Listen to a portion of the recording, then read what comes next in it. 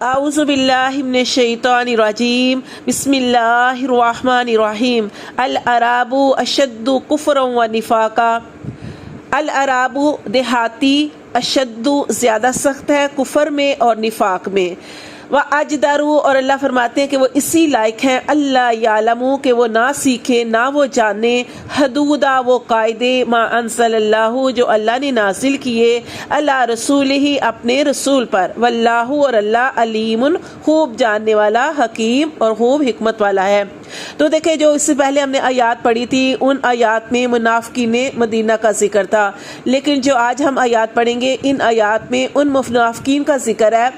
یعنی ایسے منافقین جو مدینے سے دور دیہات میں رہتے ہیں۔ تو اللہ تعالیٰ نے ان کا یہ حال بتایا ہے کہ یہ کفر اور نفاق میں شہر والوں سے بھی زیادہ سخت ہیں، اور اس کی وجہ اللہ تعالیٰ نے یہ بتلائی ہے کہ یہ لوگ علم اور علماء سے دور رہتے ہیں، اس کی وجہ سے جہالت اور قساوت میں مبتلا ہو جاتے ہیں، یعنی ان کے دل سخت ہوتے ہیں۔ اور اللہ تعالیٰ نے فرمایا کہ اجدروا اللہ یعلم حدود ما انزل اللہ، یعنی ان لوگوں کا ماحول ہی ایسا ہے کہ وہ اللہ کی نازل کردہ ہوا حدود جو ہے اس سے بے خبر ہے، کیونکہ نہ تو قرآن ان کے سامنے آتا ہے، نہ اس کے مطلب سمجھ آتے ہیں، نہ ان کو معنی سمجھ آتے ہیں، اور یہ اللہ کے احکام سے بھی واقف نہیں ہوتے۔ تو اگلی آیت میں اللہ تعالیٰ نے ارشاد فرمایا وَمِنَ الْأَعْرَابِ اور بعض دیہاتی ایسے ہیں مَن يَتَّخِذُ کہ وہ شمار کرتے ہیں مَا يُنْفِقُ جو وہ خرچ کرتے ہیں مغرما اس کو تاوان سمجھتے ہیں وَيَتَرَبَّصُ بِكُمُ الدَّوَائِرَ اور انتظار کرتے ہیں آپ کے اوپر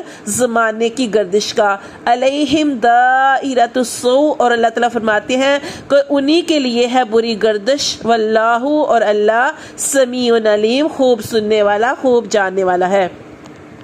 تو دیکھیں یہ دوسری آیت ہے، اس میں اللہ تعالیٰ نے انہی عراب کا ایک حال یہ بیان کیا ہے کہ یہ لوگ زکوٰۃ وغیرہ بھی خرچ کرتے ہیں، لیکن جیسے ہی وہ خرچ کرتے ہیں تو اس کو وہ توان سمجھتے ہیں۔ وجہ اس کی یہ ہے کہ دل میں ایمان تو ہے نہیں، محض اپنے کفر کو چھپانے کے لیے نماز بھی پڑھتے ہیں اور جو زکوٰۃ فرض ہے اسے بھی دیتے ہیں، مگر دینے کے بعد ان کے دل کڑتے رہتے ہیں کہ ہمارا مال ضائع چلا گیا، اور اسی لیے اس انتظار میں رہتے ہیں کہ کسی طرح مسلمانوں پر کوئی مصیبت پڑے، یہ مغلوب ہوں، ان کو شکست ہو تو ہماری اس توان سے جو ہے وہ نجات ملے، یعنی ہم اس جو توان وہ دیتے ہیں اس سے ہمیں نجات حاصل ہو۔ تو اس لیے اللہ تعالیٰ نے قرآن کریم نے ان کے جواب میں فرما دیا کہ علیہم دائرۃ السوء کہ اللہ تعالیٰ فرماتے ہیں انہی پر بری حالت آنے والی ہے اور یہ اپنے ان افعال و اقوال کی بنا پر زیادہ ذلیل ہوں گے۔ تو دیکھیں آگے اللہ تعالیٰ نے ارشاد فرمایا وَمِنَ الْأَعْرَابِ اور دیہاتیوں میں سے بعض ایسے ہیں مَن یؤمن باللہ والیوم الآخر کہ بعض ایسے ہیں جو ایمان رکھتے ہیں اللہ پر اور قیامت کے دن پر وَيَتَّخِذُ اور وہ شمار کرتے ہیں ما ينفقو جو انہوں نے خرچ کیا قربات وہ اس لیے خرچ کرتے ہیں کہ عند اللہ کہ اللہ کی نزدیکیاں حاصل کرنے کے لیے وصلوات رسول اور رسول صلی اللہ علیہ وسلم کی دعائیں لینے کے لیے الا تو سن رکھو انہا بے شک قربت اللہم انہی کے حق میں نزدیکی ہے، یعنی وہی اللہ کے نزدیک ہے سیدخلہم اللہ ان قریب داخل کرے گا اللہ ان کو فی رحمتہ اپنی رحمت میں یعنی جنت میں ان اللہ بے شک اللہ غفور الرحیم بڑا بخشنے والا بڑا رحم کرنے والا ہے۔ تو دیکھیں یہاں پہ ایک تیسرے گروہ کا ذکر کیا جا رہا ہے۔ ایک ہم نے اوپر پڑھا کہ ایسے منافق کہ جو پہلے ہم نے پڑھا کہ وہ ایسے منافق تھے جو مدینہ میں رہتے تھے، اور آج کی آیات میں ہم نے پڑھا کہ ایسے منافق جو مدینہ سے دور رہتے ہیں ان کے بارے میں یہ بتایا گیا کہ ان کے دل سخت ہوتے ہیں، اور اس کی وجہ یہ بتائی گئی کہ یہ دین کیونکہ سمجھتے نہیں اور